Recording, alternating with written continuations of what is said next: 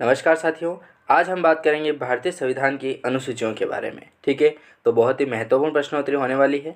तो बिना टाइम गवाए शुरू करते हैं। सबसे पहले प्रश्न आता है अनुसूचियों में। तो पहली अनुसूची की विशेषता क्या है? पहली जो अनुसूची है उसकी विशेषता है संघ एवं राज्यों का उल्लेख। ठीक है, पहली जो अनुसूची है उसके अंदर संघ और राज्यों का उल्लेख किया गया है। दूसरी अनुसूची की बात करते हैं। तो दूसरी अनुसूची की विशेषताएं हैं, उसमें दे रखा है राष्ट्रपति, उपराष्ट्रपति, राज्यपाल, लोकसभा, विधानसभा, उच्चतम न्यायालय, उच्च न्यायालय के वेतन। ये जो सारी जानकारी है इनके बारे में वो दूसरी अनुसूची में दे रखी है।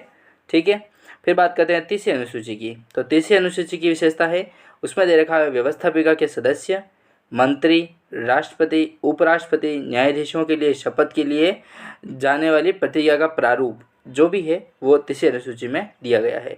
तो इस तरीके से आप याद रखिए, बहुत ही इंपॉर्टेंट है। पहली अनुसूची की बात करें तो उसमें संघ और राज्यों का उल्लेख। दूसरी अनुसूची में है राष्ट्रपति, उपराष्ट्रपति, राज्यपाल, लोकसभा, विधानसभा, उच्चतम न्यायालय और उच्च न्यायालय के वेतन। ये इनकी जानकारी दूसरी अनुसूची में है।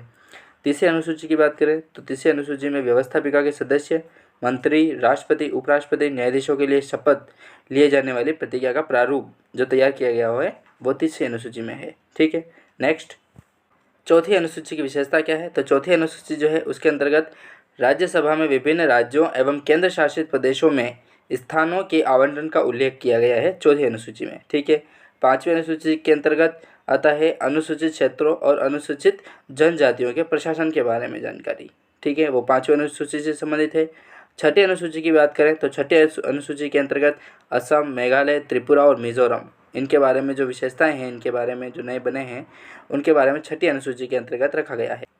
सातवीं अनुसूची की विशेषताएं क्या है? तो सातवीं अनुसूची जो है उसके अंतर्गत संघ, राज्य तथा समवर्ती सूची दे रखी है सातवीं अनुसूची के अंतर्गत।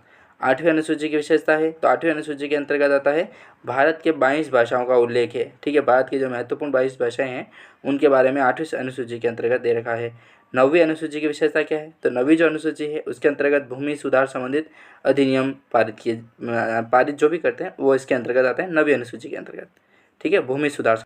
10वीं अनुसूची की विशेषता क्या है? तो 10वीं जो अनुसूची है उसके अंतर्गत दल बदल निरोधक उपबंध दे रखे हैं। ठीक है, 11वीं अनुसूची की विशेषता क्या है? तो 11वीं अनुसूची के अंतर्गत पंचायती राज से संबंधित है। ठीक है, 11वीं अनुसूची।